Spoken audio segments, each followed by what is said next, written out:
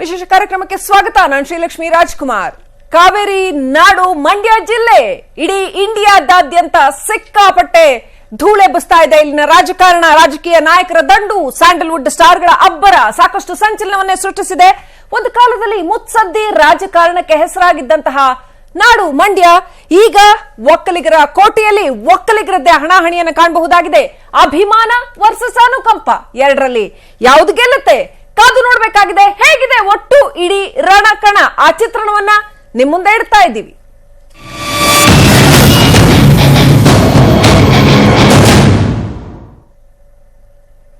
ಹಾಗಾದ್ರೆ ರಣಕಣದ ಚಿತ್ರಣ ಹೇಗಿದೆ? ಎಷ್ಟು ಜನ ಮತದಾರರಿದ್ದಾರೆ? ಯಾವ ಜಾತಿಯ ಮತದಾರರಿದ್ದಾರೆ? ಇಡೀ ರಣಕಣದ ಚಿತ್ರಣ ಹೇಗಿದೆ? ಈ ಕುರಿತಾದ ಡೀಟೇಲ್ಸ್ ಕೊಡ್ತಾರೆ ನನ್ನ colleague Navitha Jain. Over to you ನಾವಿತಾ.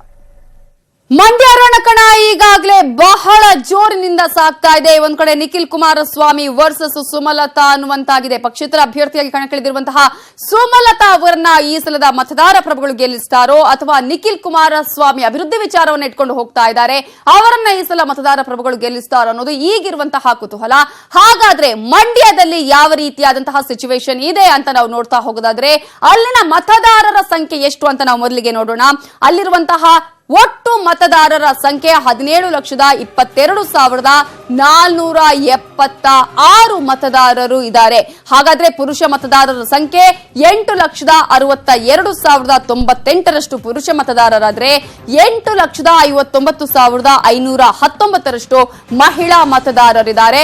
ಒಟ್ಟಾರೆ ಈ ಸಲದ ಒಂದು ಮತದಾರರ ಸಂಖ್ಯೆ ಮಂಡ್ಯ ಕ್ಷೇತ್ರದಲ್ಲಿ 17,22,476.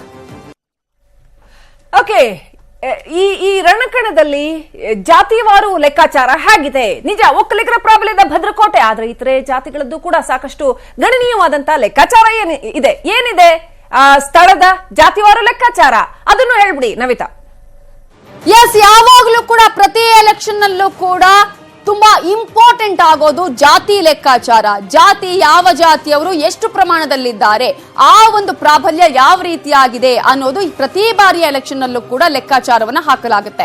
ಹಾಗಾದ್ರೆ ಮಂಡ್ಯ ರಣಕಣದಲ್ಲಿ ಜಾತಿವಾರು ಲೆಕ್ಕಾಚಾರ ಯಾವ ರೀತಿಯಾಗಿದೆ ಅಂತ ನಾವು ನೋಡ್ತಾ ಹೋಗೋದಾದ್ರೆ, ಇಲ್ಲಿ ಪ್ರಾಬಲ್ಯವನ್ನ ಪಡ್ಕೊಂಡಿರುವಂತಹ ಒಂದು ಜಾತಿ ಅಂದ್ರೆ ಒಕ್ಕಲಿಗರು.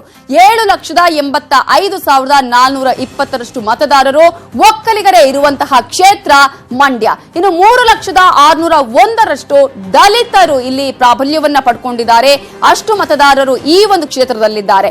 ಲಿಂಗಾಯತ ಮತದಾರರ ಸಂಖ್ಯೆ 1,68,436 ಆದ್ರೆ ಕುರುಬ ಮತದಾರರ ಸಂಖ್ಯೆ ಮಂಡ್ಯ ಕ್ಷೇತ್ರದಲ್ಲಿರೋದು 1,70,854. ಮುಸ್ಲಿಂ ಮತದಾರರ ಸಂಖ್ಯೆ 1,27,154 ಸಂಖ್ಯೆಯಷ್ಟು ಮುಸ್ಲಿಂ ಮತದಾರರು ಕೂಡ ಈ ಕ್ಷೇತ್ರದಲ್ಲಿದ್ದಾರೆ. ಇನ್ನು 55,219 ಮತದಾರರು ಬೆಸ್ತರಿರೋದಿಲ್ಲಿ.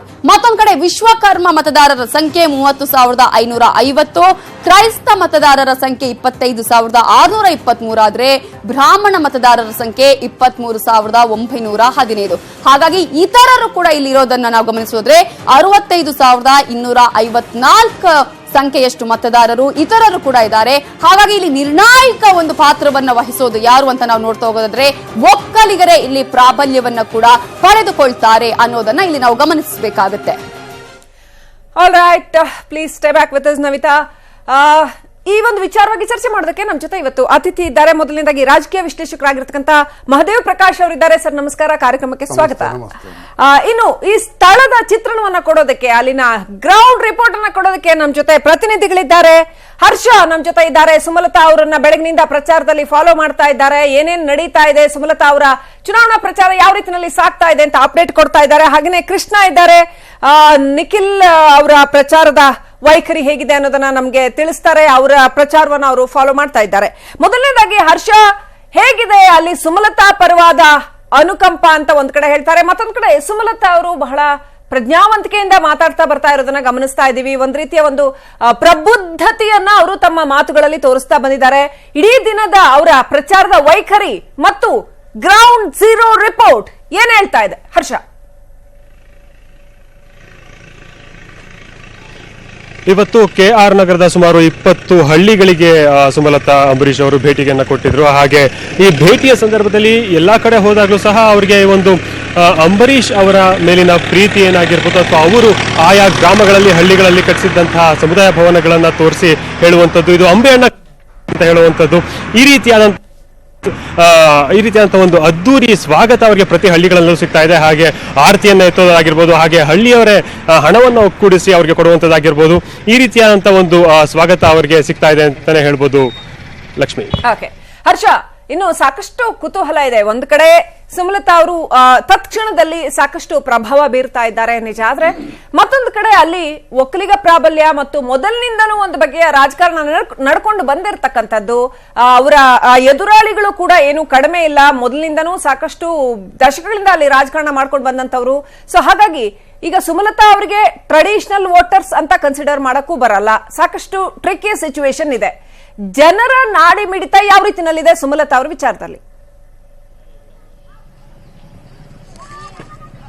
ಕಳೆದ 20ಕ್ಕೂ ಹೆಚ್ಚು ದಿನಗಳಿಂದ ಸುಮಲತಾ ಅವರು ಮಂಡ್ಯದಲ್ಲಿ ಬಿಡುಬಿಟ್ಟಿರುವಂತಹದ್ದು, ಪ್ರತಿದಿನ ಪ್ರಚಾರದಲ್ಲಿ ಪಾಲ್ಗೊಳ್ತಾ ಇರುವಂತಹದ್ದನ್ನ ನೋಡ್ತಾ ಇದ್ದೀವಿ. ಹಾಗೆ ಒಂದು ಅವರಿಗೆ ಪಾಸಿಟಿವ್ ಆಗುವಂತದ ಕೆಲವು ಅಂಶಗಳನ್ನ ಹೇಳೋದಾದ್ರೆ, ಒಂದು JDS ಮೇಲಿರುವಂತಹ ಒಂದು ಕುಟುಂಬ ರಾಜಕಾರಣ ಆಗಿರ್ಬೋದು, ಹಾಗೆ ಏನು ಅಧಿಕಾರವನ್ನ ಬಳಸಿ ಮಂಡ್ಯ ಲೋಕಸಭಾ ಚುನಾವಣೆಯಲ್ಲಿ ಗೆಲ್ಲುವಂತ ಒಂದು ಕೆಲಸ ಮಾಡ್ತಿದ್ದಾರೆ ಅನ್ನೋ ಒಂದು ಆರೋಪ ಆಗಿರ್ಬೋದು, ಈ ರೀತಿಯಾದಂತ ಆರೋಪ. ಹಾಗೆ ಇವತ್ತು CM ಕುಮಾರಸ್ವಾಮಿ ಅವರ ಮಾತುಗಳು ನಿಜಕ್ಕೂ ಅವರನ್ನ ಭಾವುಕರನ್ನಾಗಿಸ್ತು ಅಂತಾನೆ ಹೇಳ್ಬೋದು. ಯಾಕೆಂತಂದ್ರೆ ಅಂಬರೀಶ್ ಅವರು ನಿಧನರಾದಾಗ ಅವರ ಪಾರ್ಥಿವ ಶರೀರವನ್ನ ಮಂಡ್ಯಕ್ಕೆ ಕರ್ತರಬೇಕಾ ಬೇಡವಾ ಅನ್ನೋಕೆ ಸಂಬಂಧಪಟ್ಟ ಹಾಗೆ ಸುಮಲತಾ ಅವರು ಅವರ ಪುತ್ರನ ಜೊತೆ ಮಾತನಾಡಿ ಬೇಡ ಅನ್ನೋ ಒಂದು ಮಾತನ್ನ ಹೇಳಿದ್ರು ಅನ್ನೋ ಒಂದು ಮಾತನ್ನ ಇವತ್ತು CM ಕುಮಾರಸ್ವಾಮಿ ಅವರು ಹೇಳಿದ್ರು. ಆ ವಿಷಯಕ್ಕೆ ಸಂಬಂಧಪಟ್ಟ ಹಾಗೆ ಹೆಚ್ಚು ಕಮ್ಮಿ ಅಂದ್ರೆ ಕಣ್ಣೀರನ್ನ ತಡ್ಕೊಂಡು ಸುಮಲತಾ ಅವರು ಮಾತನಾಡಿದ್ದು. ಆ ರೀತಿಯಂತ ಒಂದು ಸಾವಿನ ರಾಜಕಾರಣ ಮಾಡುವಂತದ್ದು ಯಾಕೆ ಬೇಕಾಗಿದ್ದು? ಹಣದ ರಾಜಕೀಯ ಆಗಿರ್ಬೋದು, ಕುಟುಂಬ ರಾಜಕಾರಣ ಆಗಿರ್ಬೋದು, ಜಾತಿ ರಾಜಕಾರಣ ಆಗಿರ್ಬೋದು, ಜೊತೆಗೆ ಈಗ ಸಾವಿನ ರಾಜಕಾರಣವನ್ನು ಮಾಡ್ತಿದ್ದಾರೆ ಅನ್ನೋ ಒಂದು ಆರೋಪವನ್ನ ಮಾಡಿದ್ರು. ಹಾಗೆ ಇಲ್ಲಿನ ಒಂದು ನಾವು ಸ್ಥಳದ ಈ ಒಂದು ರಿಪೋರ್ಟ್ ನ ನೋಡೋದಾದ್ರೆ ಒಂದು 50-50 ಅಂತಾನೆ ಹೇಳ್ಬೋದು. ಎಲ್ಲೋ ಒಂದ್ ಕಡೆ ಸುಮಲತಾ ಅಂಬರೀಶ್ ಅವರ ಪರವಾಗಿಯೇ ಜನ ಇದ್ದಾರೆ ಅಂತ ಹೇಳ್ಬೋದು. ಯಾಕೆಂತಂದ್ರೆ ಪ್ರತಿ ಹಳ್ಳಿಗಳಿಗೆ ಅವರು ಹೋಗ್ತಾ ಇರುವಾಗ ಅಲ್ಲಿ ಸಿಗ್ತಾರಂತ ಅವರಿಗೆ ಅದ್ದೂರಿ ವೆಲ್ಕಮ್ ಆಗಿರ್ಬೋದು. ಹಾಗೆ ಅಕ್ಕ ನಿಮ್ಗೆ ಸರಿ ಓಟು ಅಕ್ಕ ಅನ್ನೋದು ಆಗಿರ್ಬೋದು. ಹಾಗೆ ಇಲ್ಲಿನ ಏನು JDS ಅಥವಾ ಕಾಂಗ್ರೆಸ್ ವೋಟರ್ಸ್ ಇದ್ರು. ಎಸ್ ಶ್ರೀಲಕ್ಷ್ಮಿ. ರೈಟ್ ಹರ್ಷ, ದಯವಿಟ್ಟು ಹಾಗೆ ಸಂಪರ್ಕದಲ್ಲಿರಿ. ಇನ್ನು ನಿಖಿಲ್ ಪರವಾಗಿ ಹೇಗಿದೆ ಅಥವಾ ನಿಖಿಲ್ ಅವರ ಪ್ರಚಾರ ವೈಖರಿ ಹೇಗಿದೆ? ಕೃಷ್ಣ, ಹೇಗಿದೆ ನಿಖಿಲ್ ಅವರ ಪ್ರಚಾರದ ವೈಖರಿ ಹೇಗಿದೆ? ಸಾರಿ, ನಮ್ಮ ಪ್ರತಿನಿಧಿ ಆನಂದ್ ಇದ್ದಾರೆ. ಆನಂದ್, ನಿಖಿಲ್ ಅವರ ಪ್ರಚಾರದ ವೈಖರಿ ಹೇಗಿದೆ? ಜೊತೆನಲ್ಲಿ ನಿಖಿಲ್ ಅವರಿಗೆ ಜನ ಯಾವ ರೀತಿಯಲ್ಲಿ ರೆಸ್ಪಾಂಡ್ ಮಾಡ್ತಾ ಇದ್ದಾರೆ? ಆಲ್ಮೋಸ್ಟ್ ಅವರಿಗೆ ಅರ್ಧ ಸರ್ಕಾರ ಅಲ್ಲಿ ಹೋಗಿ ಕೂತಿದೆ ಅಂತಾನೆ ಹೇಳ್ಬೇಕು. ಮುಖ್ಯಮಂತ್ರಿಗಳು ಹೋಗಿ ಬಿಟ್ಟಿದ್ದಾರೆ, ಎಲ್ಲರೂ ಕೂಡ ಅಲ್ಲಿದ್ದಾರೆ ಅವ್ರಿಗೆ ಸಪೋರ್ಟ್ ಮಾಡೋದಕ್ಕೆ. ಜನರ ಸಪೋರ್ಟ್ ಎಷ್ಟರ ಮಟ್ಟಿಗಿದೆ? ಅವರ ಪ್ರಚಾರದ ವೈಖರಿ ಹೇಗಿದೆ? ಶ್ರೀಲಕ್ಷ್ಮಿ, ಇಂದು ಮಂಡ್ಯ ವಿಧಾನಸಭಾ ಕ್ಷೇತ್ರದಲ್ಲಿ ಏನು ನಿಖಿಲ್ ಅವರು ಪ್ರಚಾರ ಮಾಡ್ತಾ ಇದ್ರೆ, ನಿಖಿಲ್ ಅವರು ಏನು ಪ್ರಚಾರ ಮಾಡುವಾಗ ಒಂದು ತಾಳ್ಮೆಯಿಂದ, ಒಂದು ಕೂಲಾಗಿ ಏನು ಅಭಿವೃದ್ಧಿ ವಿಷಯನಷ್ಟೇ ಏನು ಹೇಳ್ಕೊತಾ ಬರ್ತಾರೆ. ಅವ್ರ ತಂದೆ ಅವರು ಕೆಲಸ ಮಾಡಿರುವುದಾಗಿರ್ಬೋದು, ಅವರು ಏನು ಎಂಟು ವಿಧಾನಸಭಾ ಕ್ಷೇತ್ರಗಳಲ್ಲಿ ಅವರ ಶಾಸಕರಿದ್ದಾರೆ. ಅವ್ರ ಶಾಸಕರು ಏನು ಮಾಡ್ತಾ ಇದ್ರೆ, ಏನು ಮಾಡಬೇಕಾಗಿದೆ, ನಿಮಗೆ ನಮ್ಮ ಶಾಸಕರು ತಮ್ಮ ಪ್ರತಿಯೊಬ್ಬ ಶಾಸಕನು ಇಷ್ಟಿಷ್ಟು ಅನುದಾನವನ್ನು ತಂದು ಕೊಟ್ಟಿದ್ದಾನೆ, ಇನ್ನು ಈ ಮೂಲಕ ನಿಮ್ಮ ಸಮಸ್ಯೆಗಳಿಗೆ ನಾವು ಸ್ಪಂದಿಸ್ತಾ ಇದ್ದೀವಿ, ನಾವು ಸಾಕಷ್ಟು ಕೆಲಸ ಮಾಡಿದೀವಿ, ರೈತರ ಸಾಲ ಮನ್ನಾ ಮಾಡಿದೀವಿ, ಹೀಗೆ ಸಾಕಷ್ಟು ವಿಷಯಗಳನ್ನ ಅವ್ರು ಮಾತಾಡ್ತಾ ಇದ್ರೆ. ಎಲ್ಲೋ ಒಂದು ಕಡೆ ನಿಖಿಲ್ ಅವರು ತುಂಬಾ ತಾಳ್ಮೆಯಿಂದ, ತುಂಬಾ ಚಾಣಾಕ್ಷತನದಿಂದ ಪ್ರಚಾರ ಮಾಡ್ತಾ ಇದ್ದಾರೆ ಅಂತ ಹೇಳ್ಬೋದು. ಎಲ್ಲೂ ಕೂಡ ಅವರು ಎಲ್ಲೂ ಕೂಡ ಟೀಕೆ ಟಿಪ್ಪಣಿ ಮಾಡ್ತಾ ಇಲ್ಲ, ಎದುರಾಳಿ ವಿರುದ್ಧ ಯಾವುದೇ ರೀತಿಯಾದ ಬಾಯಿ ಹರಿಬಿಡ್ತಾ ಇಲ್ಲ. ಕೆಲವೊಂದು ವಿಷಯ ಏನು ವಿವಾದಾತ್ಮಕವಾದ ಒಂದು ಪ್ರಶ್ನೆ ಕೇಳಿದಾಗ್ಲೂ, ಹೌದಾ ಬ್ರದರ್, ಅದು ಗೊತ್ತೇ ಇಲ್ಲ ಬ್ರದರ್, ಹೌದಾ ಹಂಗ ಬ್ರದರ್, ತಿಳ್ಕೊತೀನಿ ಬ್ರದರ್, ಆಮೇಲೆ ಅಷ್ಟೇ ಪ್ರತಿಕ್ರಿಯೆ ಕೊಡ್ತೀನಿ ಅಂತ ಹೇಳ್ತಾರೆ ಹೊರತು ಎಲ್ಲೂ ಕೂಡ ಏನು ಉದ್ಯೋಗಕ್ಕೊಳಗಾಗಿಯೋ ಅಥವಾ ಯಾವುದೇ ರೀತಿಯ ಹೇಳಿಕೆ ಕೊಡ್ತಾ ಇಲ್ಲ. ಒಂದು ಚಾಣಾಕ್ಷತನದ ಏನು ಒಂದು ಪ್ರಚಾರವನ್ನು ಮುಂದುವರಿಸ್ತಾ ಇದ್ದಾರೆ ಅಂತ ಹೇಳ್ಬೋದು.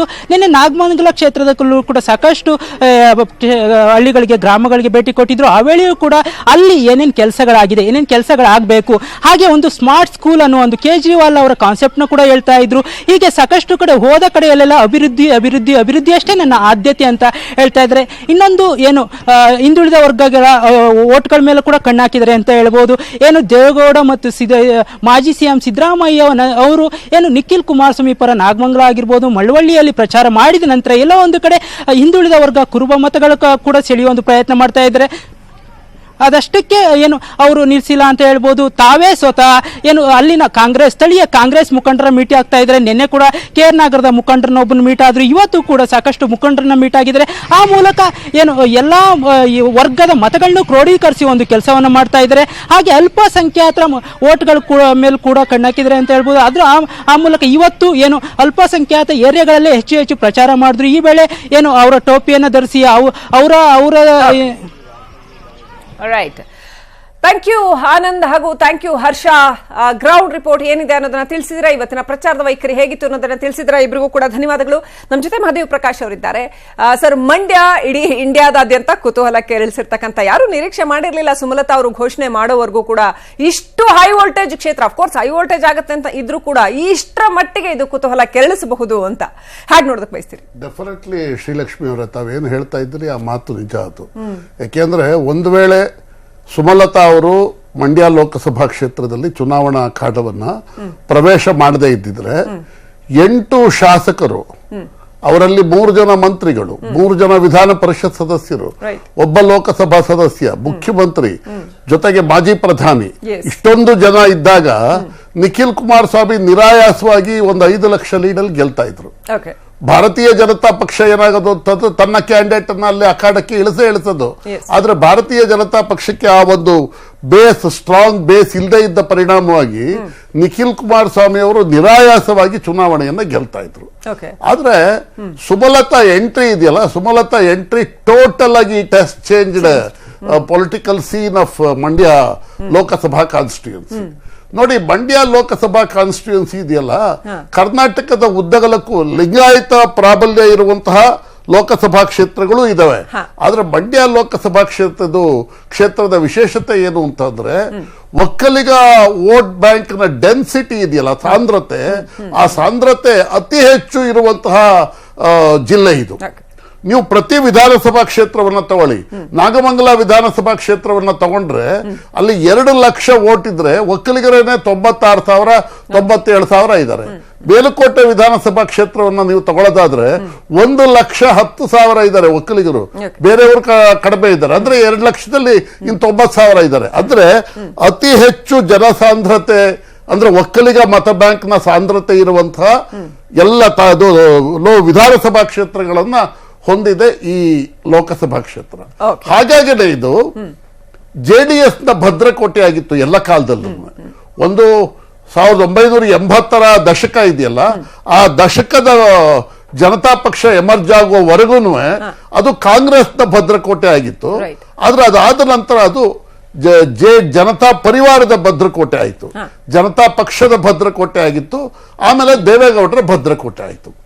ಇದ್ರ ಇತಿಹಾಸ ಇದೆಯಲ್ಲ, ಅದನ್ನ ಮುಂದೆ ನೋಡೋಣ ಬೇಕಾದ್ರೆ. Okay, right. ಈಗ ಸಾವಿನ ರಾಜಕಾರಣದ ಬಗ್ಗೆ ಇದೆಲ್ಲ ಮಂಡ್ಯ ಕ್ಷೇತ್ರದ ಇತಿಹಾಸ ಮತ್ತು ಹೇಗಿತ್ತು ರಾಜಕೀಯ ಇತಿಹಾಸ ಮತ್ತು ಹೇಗಿದೆ ಅಂತ ನಾವು ನೋಡ್ತಾ ಇದ್ವಿ. ಇದ್ರ ಮಧ್ಯೆ ಇವತ್ತು ನೋಡಿ, ಮತ್ತೆ ಅಷ್ಟೆಲ್ಲಾ ಕತೆ ಆದ್ಮೇಲೂ ಈಗ ಮತ್ತೆ ಹೊಸತಾಗಿ ಸಾವಿನ ರಾಜಕಾರಣ ಇವತ್ತು ಗರಿಗೆದರಿರ್ತಕ್ಕಂಥದ್ದು. ಅಂಬರೀಷ್ ಅವರ ಪಾರ್ಥಿವ ಶರೀರವನ್ನ ತಂದಿದ್ದು ನಾನೇ ಅಂತ, ಆ ಪಾರ್ಥಿವ ಶರೀರ ತಂದಿದ್ದು ನಾನೇ ಅನ್ನೋ ಕ್ರೆಡಿಟ್ ಅನ್ನ HD ಕುಮಾರಸ್ವಾಮಿ ಅವರು ಎಲೆಕ್ಷನ್ ಟೈಮಲ್ಲಿ ಹೇಳ್ಕೋಬೇಕಾ ಅನ್ನೋ ಪ್ರಶ್ನೆಯನ್ನು ಎತ್ತೋ ಹಾಗೆ ಮಾಡಿದಂತ ಒಂದು ಹೇಳಿಕೆ. ಆ ಕಡೆ ಸುಮಲತಾ ಅವರು ಕೂಡ ಅದಕ್ಕೆ ಟಾಂಗ್ ಕೊಟ್ಟಿದ್ದಾರೆ. ಸೊ ಏನೇನ್ ನಡೀತು, ಏನೇನ್ ಹೇಳಿದ್ರು ಇಬ್ರು, ನೋಡೋಣ ಬನ್ನಿ. ರಕ್ಷಣಾ ಇಲಾಖೆಯ ವಿಮಾನವನ್ನ ಯಾರಿಗೂ ಕೊಡೋದಿಲ್ಲ, ದೇಶದ ಇತಿಹಾಸದಲ್ಲಿ ಯಾರಿಗೂ ಕೊಟ್ಟಿಲ್ಲ.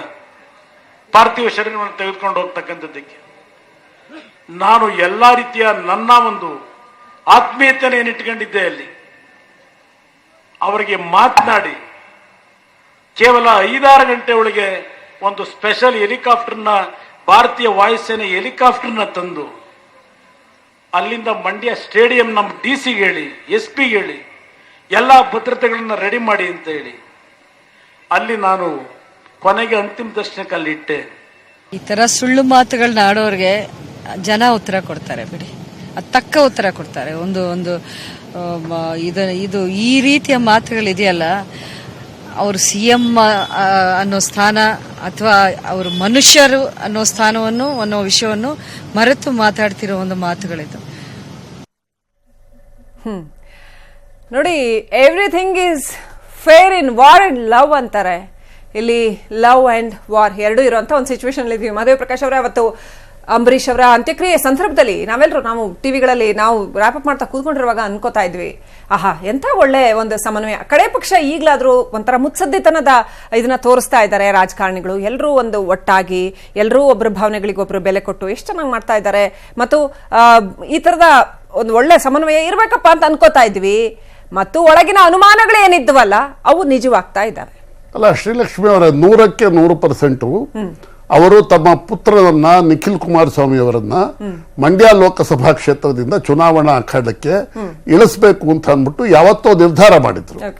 ನೋಡಿ, ಈ ಅಂಬರೀಷ್ ಅವರು ನಿಧನ ಹೊಂದುವುದಕ್ಕೆ ಮೊದಲು ಅವರ ಜಾಗ್ವಾರ್ ಚಲನಚಿತ್ರದ ಆಡಿಯೋ ಬಿಡುಗಡೆ ಸಮಾರಂಭ ಇದೆಯಲ್ಲ, ಆಡಿಯೋ ಬಿಡುಗಡೆ ಸಮಾರಂಭದಲ್ಲಿ ಎಲ್ಲಿದ್ದೀಯಪ್ಪ ನಿಖಿಲ್, ಅದು ತುಂಬಾ ಪಾಪ್ಯುಲರ್ ಆಗಿದೆ.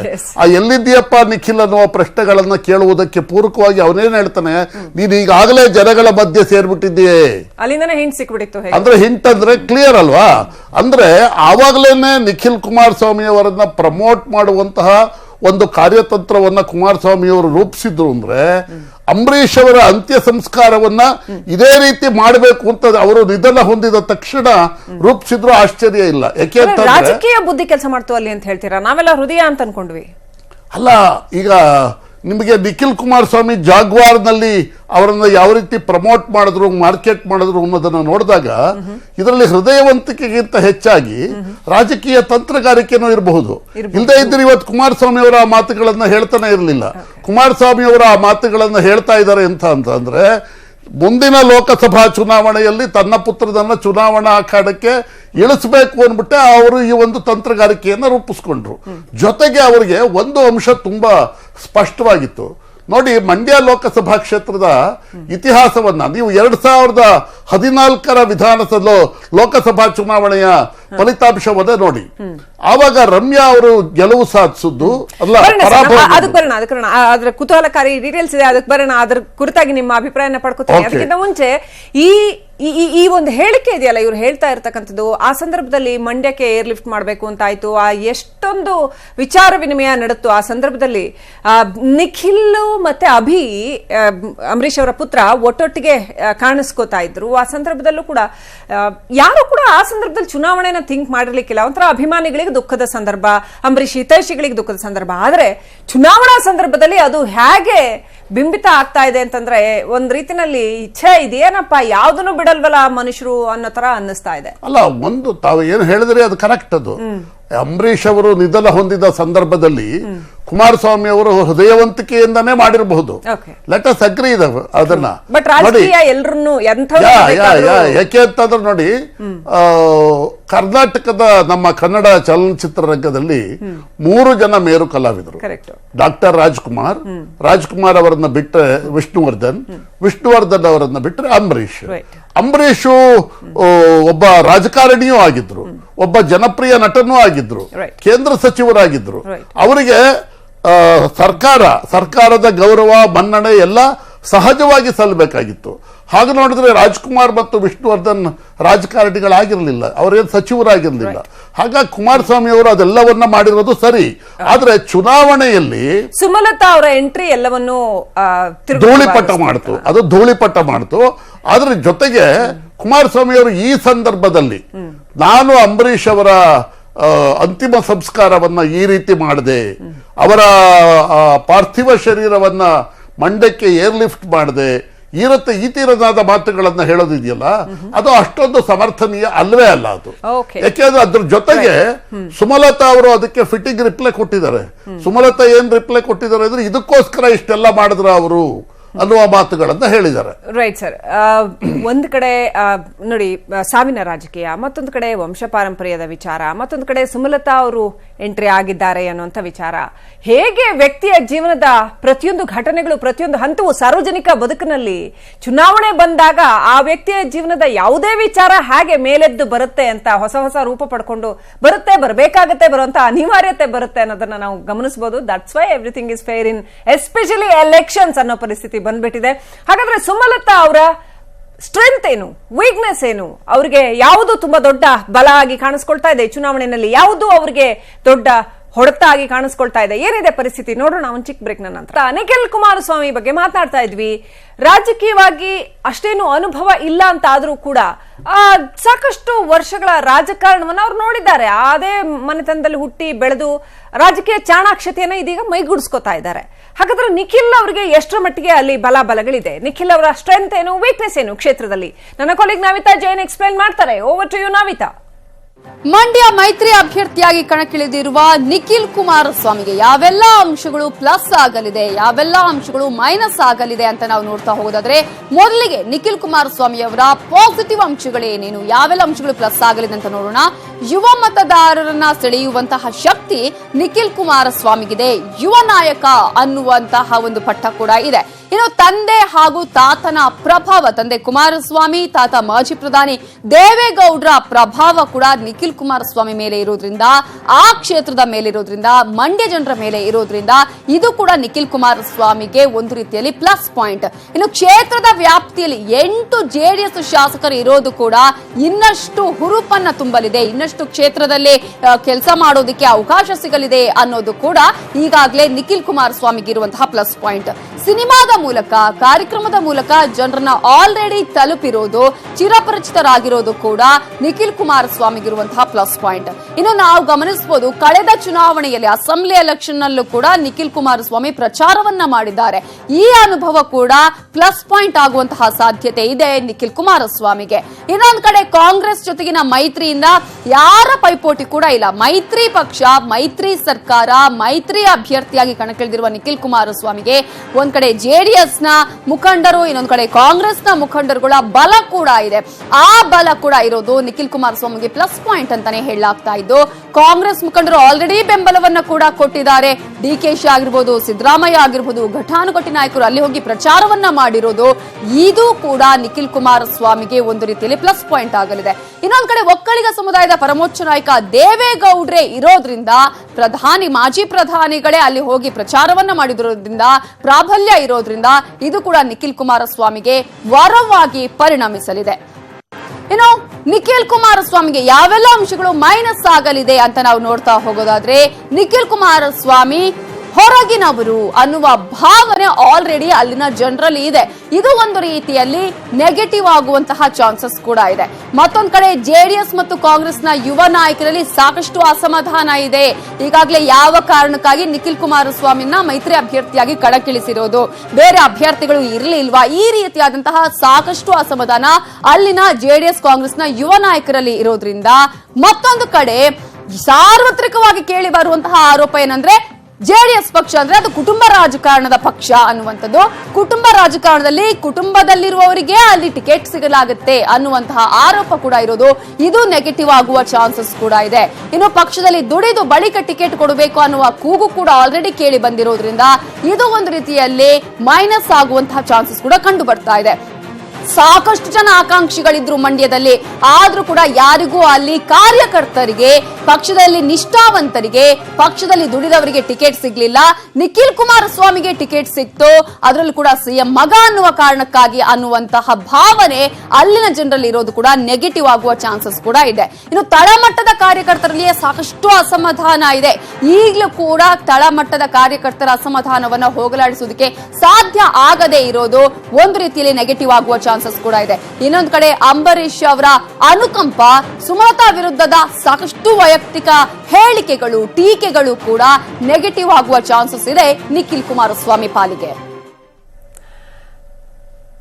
ನಿಖಿಲ್ ಎಲ್ಲಿದ್ದೀಯಪ್ಪ ಅಂತ ಬಹಳ ಮಮತೆಯಿಂದ ಪಾಪ HD ಕುಮಾರಸ್ವಾಮಿ ಅವರು ಕರೆದ್ರು ಮಗನನ್ನ. ಎಲೆಕ್ಷನ್ ಟೈಮಲ್ಲಿ ಹೈಯೆಸ್ಟ್ ಟ್ರೋಲ್ ಆಗಿರ್ತಕ್ಕಂಥದ್ದು ಅದೇನೇ ಇರ್ಲಿ ನೋಡಿ, ವಂಶ ಪಾರಂಪರ್ಯದ ರಾಜಕಾರಣವೇ ಹೇಗೆ ಒಂದು ಹೇಳಿಕೆಯ ಮುಖಾಂತರ ಕುಹಕಕ್ಕೊಳಗಾಗತ್ತೆ ಅನ್ನೋದನ್ನ ನಾವು, ಈ ಒಂದು ಹೇಳಿಕೆ ಸಿಂಪಲ್ ಆಗಿರ್ತಕ್ಕಂಥದ್ದು, ನಿಖಿಲ್ ಎಲ್ಲಿದ್ಯಪ್ಪ ಅಂತ ಬಹಳ ಪ್ರೀತಿಯಿಂದ ಅವ್ರು ಕೇಳ್ತಾರೆ ಅಷ್ಟೇ. ಆದ್ರೆ ಎಲೆಕ್ಷನ್ ಟೈಮಲ್ಲಿ ಅದು ಪಡ್ಕೊಂಡಿರ್ತಕ್ಕಂಥ ಆ ಒಂದು ಮೊಮೆಂಟಮ್ನ ನೋಡಿ, ವಾಟ್ ಎವರ್. ಈ ಪ್ರಶ್ನೆಗೆ ಸ್ವತಃ ನಿಖಿಲ್ ಏನ್ ಹೇಳಿದ್ದಾರೆ, ಬಹಳ ದೊಡ್ಡ ಸವಾಲಿದೆ ಅವ್ರ ಮುಂದೆ. ಹೇಗೆ ಕುಟುಂಬ ರಾಜಕಾರಣ ಒಂದು ಅಡ್ವಾಂಟೇಜ್, ಅಷ್ಟೇ ದೊಡ್ಡ ಸವಾಲ್ ಕೂಡ ಹೌದು ಅವರಿಗೆ. ಅದನ್ನ ಅವ್ರು ಪ್ರೂವ್ ಮಾಡ್ಬೇಕಾಗತ್ತೆ. ನಾನು ಫ್ಯಾಮಿಲಿ ಪೊಲಿಟಿಕ್ಸ್ ನ ಬಂದವನಾದ್ರೂ ಕೂಡ ನಾ ಜನರ ನಡುವೆ ಇದೀನಿ ಅಂತ, ಅಥವಾ ಜನರ ಅಲ್ಲಿ ಒಬ್ಬನಾಗಿದ್ದೀನಿ ಅಂತ, ಅದು ಬಹಳ ಕಷ್ಟ ಪ್ರೂವ್ ಮಾಡೋದು. ಹೇಗ್ ಮಾಡ್ತಾರೆ, ಏನ್ ಹೇಳ್ತಾರೆ ನಿಖಿಲ್?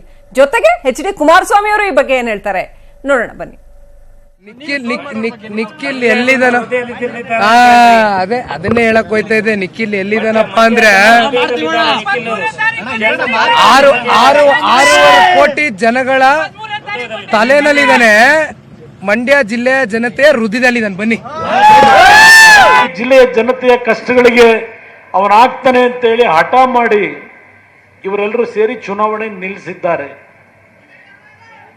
ಇವತ್ತು ನಾನು ನಿಮ್ಮನ್ನು ಕೇಳಲಿಕ್ಕೆ ಬಯಸ್ತೇನೆ. ನನಗೆ ಇನ್ನೊಂದು ನೋವಾಯಿತು. ಇನ್ನೊಂದು ನೋವಾಗಿದ್ದಲ್ಲಿ ಅಂದರೆ, ನಾನು ಮುಖ್ಯಮಂತ್ರಿ ಆದಂತಹ ದಿನದಿಂದ ನೆಮ್ಮದಿಯಿಂದ ನಾನು ಆಡಳಿತ ನಡೆಸಲಿಕ್ಕೆ ಬಿಟ್ಟಿಲ್ಲ. ನನಗೆ ಒಂದು ದಿನ ನೆಮ್ಮದಿಯಿಂದ ಆಡಳಿತ ನಡೆಸಲಿಕ್ಕೆ ಬಿಡಲಿಲ್ಲ. ನನ್ನ ದುರಾದೃಷ್ಟ, ನನಗೆ 120 ಸೀಟ್ ಗೆಲ್ಲಿಸಿದ್ರೆ ಈ ನಾಡಿನ ಜನತೆ, ಇವತ್ತು ನಾನು ಧೈರ್ಯವಾಗಿ ಯಾವುದೇ ರೀತಿಯ ತೀರ್ಮಾನಗಳನ್ನು ಮಾಡಲಿಕ್ಕೆ ಅವಕಾಶಗಳಿತ್ತು. ಇವತ್ತು ನನ್ನ ಪಕ್ಕದಲ್ಲಿ ನಾನು ಕಣ್ಣಲ್ಲಿ ನೀರು ಹಾಕೋದು ನಿಲ್ಲಿಸ್ಬಿಟ್ಟಿದ್ದೆ. ಪಕ್ಕದಲ್ಲಿ ನಮ್ಮ ವಿಶ್ವನಾಥ್ ಅವರು ಕೂತ್ಕೊಂಡು ಎಲ್ಲ ಒಂದು ಕಡೆ ನನ್ನ ಜೊತೆ ಭಾವನಾತ್ಮಕವಾಗಿ ಮಾತನಾಡ್ಬಿಟ್ರು. ತಡೆಯಕ್ಕಾಗಲಿಲ್ಲ ನನಗೆ. ಅವರು ಒಂದು ಮಾತು ಹೇಳಿದ್ರು, ಯಾರು ನಿನ್ನ ಕಷ್ಟವನ್ನ ಅರ್ಥ ಮಾಡ್ಕೋತಾ ಇಲ್ಲ, ನಿನ್ನ ಆರೋಗ್ಯದ ಮೇಲೆ ಏನು ಪರಿಣಾಮ ಆಗಿದೆ ಅನ್ನೋದನ್ನ ಯಾರೋ ಯೋಚನೆ ಮಾಡಲ್ಲ. 65 ವರ್ಷಗಳ ಚುನಾವಣಾ ಇತಿಹಾಸದಲ್ಲಿ ಮೊದಲ ಸಾರಿಗೆ ಅಲ್ಲಿ ರಾಷ್ಟ್ರೀಯ ಪಕ್ಷಗಳೇ ಇಲ್ಲದೆ ಇರೋದನ್ನ ಗಮನಿಸ್ತಾ ಇದ್ವಿ. ಮಹದೇವ್ ಪ್ರಕಾಶ್ ಅವರೇ, ಇವತ್ತು ಅಲ್ಲಿ ಪಕ್ಷಗಳ ಚುನಾವಣೆ ಅಂತ ಹೇಳೋದು ಆಲ್ಮೋಸ್ಟ್ ಇಲ್ವೇ ಇಲ್ಲ ಅಂತ ಹೇಳ್ಬೋದು. ಮಂಡ್ಯದ ವಿಚಾರದಲ್ಲಿ ಈ ಸಾರಿ ಚುನಾವಣೆಯಲ್ಲಿ ಅಲ್ಲಿ 2 ಬೃಹತ್ ವ್ಯಕ್ತಿತ್ವಗಳ ಅಥವಾ ನಾಯಕತ್ವದ ನಡುವಿನ ಚುನಾವಣೆ ಮಾತ್ರ ಆಗಿ ಎಮರ್ಜ್ ಆಯ್ತು. ಇದು ಎಲ್ಲೊಂದ್ ಕಡೆ ಸುಮಲತಾ ಅವರನ್ನ ಇಷ್ಟರ ಮಟ್ಟಿಗೆ ಅವರು ಒಬ್ಬ ನಾಯಕರಾಗಿ ಹೊರಹೊಮ್ಮುತ್ತಾರೆ ಅಂತ ಜೆಡಿಎಸ್ ಮೊದಲಿಗೆ ಗೇಜ್ ಮಾಡೋದಕ್ಕೆ ಸಾಧ್ಯ ಆಗಲಿಲ್ವಾ ಅಂತ? ಇಲ್ಲ, ಡೆಫಿನೆಟ್ ಆಗಿ ಅವ್ರು ಗೇಜ್ ಮಾಡೋದಕ್ಕೆ ಸಾಧ್ಯ ಆಗಿರಲಿಲ್ಲ. ನೋಡಿ, ಅವರಿಗೆ ತುಂಬಾ ಸುಲಭವಾಗಿ ಮಂಡ್ಯ ಲೋಕಸಭಾ ಕ್ಷೇತ್ರವನ್ನು ತನ್ನ ಬುಟ್ಟಿಗೆ ಹಾಕೋಬಹುದು ಅಂದ್ಬಿಟ್ಟು ಕುಮಾರಸ್ವಾಮಿ ಅವರು ಲೆಕ್ಕ ಹಾಕಿದ್ರು. ನೋಡಿ, 2014 ಲೋಕಸಭಾ ಚುನಾವಣೆಯ ಫಲಿತಾಂಶವನ್ನ ನೀವು ಗಮನಿಸಿದಾಗ ರಮ್ಯಾ ಅವರು ಸೋಲನ್ನ ಅನುಭವಿಸಿದ್ದು 5,300 ಚಿಲ್ಲರೆ ಮತಗಳ ಅಂತರದಿಂದ. ಅಂದ್ರೆ ಗೆದ್ದ ಪುಟ್ಟರಾಜು ಅವರು ದೊಡ್ಡ ವಿಕ್ಟರಿ ಏನ್ ಮಾಡಲಿಲ್ಲ, ಅವರು ತುಂಬಾ ಕಡಿಮೆ ಅಂತರದಿಂದ ಗೆಲುವನ್ನು ಸಾಧಿಸಿದರು. ಅಂದ್ರೆ ಮಂಡ್ಯ ಲೋಕಸಭಾ ಕ್ಷೇತ್ರ ಸೋಷಿಯಲಿ 2 ಭಾಗ ಆಗಿರುತ್ತೆ. ಸೋಷಿಯಲಿ ಒಂದು ಮೇಲ್ವರ್ಗದ ಪ್ರಭುತ್ವದ ರಾಜಕಾರಣ, ಇನ್ನೊಂದು ಅಹಿಂದ ರಾಜಕಾರಣ. ಮೇಲ್ವರ್ಗದ ಪ್ರಭುತ್ವದ ರಾಜಕಾರಣ ಅಂತಂದ್ರೆ ಒಕ್ಕಲಿಗ ಪ್ರಭುತ್ವದ ರಾಜಕಾರಣ. ನೀವು ಮತದಾರರ ಅಂಕಿ ಸಂಖ್ಯೆಗಳನ್ನು ಜಾತಿವಾರ ಲೆಕ್ಕವನ್ನು ನೋಡಿದಾಗ 7 ಲಕ್ಷಕ್ಕೂ ಅಧಿಕ ಸಂಖ್ಯೆಯ ಒಕ್ಕಲಿಗ ಮತದಾರರಿದ್ದಾರೆ. ಅಂದ್ರೆ 7 ಲಕ್ಷ ಅಧಿಕ ಸಂಖ್ಯೆಯ ಮತದಾರರಿದ್ದಾಗ ಇನ್ನು ಉಳಿದವರು 10 ಲಕ್ಷ ಇದ್ದಾರೆ. ಅಂದ್ರೆ ಕ್ಲಿಯರ್ ಡಿವೈಡ್ ಆಗುತ್ತೆ. ಇದು ಟ್ರೆಡಿಷನಲಿ ಏನಾಗಿದೆ ಅಂದ್ರೆ ಮಂಡ್ಯದಲ್ಲಿ ಒಂದು ರೀತಿ ಫ್ಯೂಡಲ್ ಸಿಸ್ಟಮ್, ಆ ಫ್ಯೂಡಲಿಸಮ್ ಇದೆಯಲ್ಲ. ರೈಟ್ ಸರ್, ಮಾತಾಡೋಣ. ಮಂಡ್ಯದಲ್ಲಿ ಒಂಥರ ಗೌಡ್ರ ಫ್ಯೂಡಲಿಸಮ್ ಅನ್ನೋ ತರದಲ್ಲಿ ಹೇಳ್ತಾ ಇದ್ರು. ಆದ್ರೆ ಇದೆಲ್ಲಕ್ಕಿಂತ ಹೆಚ್ಚಾಗಿ ಮತದಾರ ಅಂತಿಮವಾಗಿ ತನ್ನ ವಿವೇಚನೆಯನ್ನ ಬಳಸಿ ಅಲ್ಲಿ ಜಡ್ಜ್ಮೆಂಟ್ ಕೊಡ್ತಾನೆ. ಕೊನೆಯದಾಗಿ ನಿಮ್ಮ 1.5 ನಿಮಿಷಗಳು ಕನ್ಕ್ಲೂಡಿಂಗ್ ಕಮೆಂಟ್ಸ್ ಸರ್. ಶ್ರೀಲಕ್ಷ್ಮಿ ಅವರೇ, ನಾನು ಆಗ್ಲೇ ಹೇಳ್ತಾ ಇದ್ನಲ್ಲ, ಒಂದು feudal vote bank of Vokkaliga and others. ಆ ಅದರ್ಸ್ ಎಲ್ಲರೂ ದೇವರ್ ವಿತ್ ಕಾಂಗ್ರೆಸ್. ಅದರ್ಸು ಟ್ರೆಡಿಷನಲಿ ದೇವರ್ ಅಪೋಸಿಂಗ್ ದಿ ಒಕ್ಕಲಿಗ ಫ್ಯೂಡಲಿಸಮ್. ಇದು ಲಿಂಗಾಯತ್ ಬೆಲ್ಟ್ ಅಲ್ಲೂ ಇದೆ. ಲಿಂಗಾಯತರಲ್ಲಿ ಡಾಮಿನೆಂಟ್ ಇರ್ತಾರೆ, ಅಲ್ಲಿ ಅಹಿಂದಾದವರು ಡಾಮಿನೆಂಟ್ ಆಗಿರ್ತಾರೆ. ಹಾಗಾಗಿ ಇಲ್ಲೇನಾಗಿದೆ ಅಂತಂದ್ರೆ ಈ ವ್ಯಾಕ್ಯೂಮ್ ಯಾವಾಗ ಕ್ರಿಯೇಟ್ ಆಯ್ತು, ಕಾಂಗ್ರೆಸ್ ಚುನಾವಣೆಯಲ್ಲಿ ಕಂಟೆಸ್ಟ್ ಮಾಡ್ತಾ ಇಲ್ಲ, ಅವರೆಲ್ಲರೂ ಟೋಟಲಿ ಸುಮಲತಾ ಕಡೆಗೆ ಶಿಫ್ಟ್ ಆದ್ರು. ಇದೇ ಇದು ನಿಖಿಲ್ ಕುಮಾರಸ್ವಾಮಿ ಅವರಿಗೆ ಡ್ಯಾಮೇಜ್ ಆಗಿದೆ. ಎಲ್ಲೊಂದ್ ಕಡೆ ಕಾಂಗ್ರೆಸ್ ಅಲ್ಲಿ ಈಗ ಸುಮಲತಾ ಅವ್ರನ್ನ ಉಳಿಸ್ಕೊಬೇಕಾಗಿತ್ತೇನೋ ಆ ಸಂದರ್ಭದಲ್ಲಿ ಅಂತ 100%. ಯಾಕೆ ಅಂತಂದ್ರೆ ಸುಮಲತಾ ಅವ್ರನ್ನ ಕಾಂಗ್ರೆಸ್ ಕ್ಯಾಂಡಿಡೇಟ್ ಮಾಡ್ಕೊಂಡ್ಬಿಟ್ಟಿದ್ರೆ ಸ್ವೀಪ್ ಮಾಡ್ಬಿಟ್ಟಿದ್ರು. ಹೌದು, ಅಂತ ಪರಿಸ್ಥಿತಿ ನಿರ್ಮಾಣ ಆಗ್ತಾ ಇತ್ತು. ಆದ್ರೆ ಅವ್ರು ಅನ್ಯಾಯವಾಗಿ ಬಿಟ್ಟಿದ್ರ ಲಾಭ ಅಲ್ಲೇ ಅವ್ರೇನಾಯ್ತು ಅಂತಂದ್ರೆ ಕಾಂಗ್ರೆಸ್ನವ್ರಿಗೆ ನಾವು ಟೋಟಲ್ ಆಗಿ ವೈಪ್ ಔಟ್ ಆಗ್ಬಿಡ್ತೀವಿ ಅನ್ನೋ ಭಯ ಬಂತು. ನಿಖಿಲ್ ಕುಮಾರಸ್ವಾಮಿ ಗೆದ್ದು ಬಿಟ್ರೆ ಅಲ್ಲಿ ಕಾಂಗ್ರೆಸ್ ಮತ್ತೆ ತಲೆ ಎತ್ತದಕ್ಕೆ ಸಾಧ್ಯ ಇಲ್ಲ. ಮತ್ತೊಂದು ಹಾಸನ ಆಗುತ್ತೆ ಮಂಡ್ಯ. ಅದಕ್ಕೋಸ್ಕರ Congress vote bank totally shifted to Sumalatha. Okay, very very interesting. ಕಾದು ನೋಡೋಣ, ಅಭಿಮಾನ ವರ್ಸಸ್ ಆತಂಕ ಯಾವ್ದು ಗೆಲ್ಲುತ್ತೆ ಅಂತ. Thank you sir, thanks a lot. ಸಾಕಷ್ಟು ಇಂಟ್ರೆಸ್ಟಿಂಗ್ ಪರ್ಸ್ಪೆಕ್ಟಿವ್ಸ್ ಕೊಟ್ಟಿದ್ದೀರಿ. ಧನ್ಯವಾದಗಳು ಮಹದೇವ್ ಪ್ರಕಾಶ್ ಅವರೇ. ಹಾಗೇನೆ ಏನಾಗುತ್ತೆ ಕಾದ್ ನೋಡೋಣ. ಮಂಡ್ಯದ ಮತದಾರ ಮತ್ತೊಮ್ಮೆ ಸರ್ಪ್ರೈಸ್ ಕೊಡ್ತಾನ? ಏನೇ ಆದ್ರೂ ಸರ್ಪ್ರೈಸ್ ಆಗಿರುತ್ತೆ, ಯಾಕಂದ್ರೆ ರಣಕಣನೆ ಅಷ್ಟೊಂದು ಇಂಟ್ರೆಸ್ಟಿಂಗ್ ಆಗಿದೆ. ಎನಿವೇ ಕಾದ್ ನೋಡೋಣ ಅಂತ ಹೇಳ್ತಾ ಈ ಕಾರ್ಯಕ್ರಮವನ್ನ ಮುಗಿಸ್ತಾ ಇದ್ದೀವಿ. ನೋಡ್ತಾ ಇರಿ ನ್ಯೂಸ್ 18 ಕನ್ನಡ, ಜಾಲ ನಮ್ಮದು, ಬಲ ನಿಮ್ಮದು.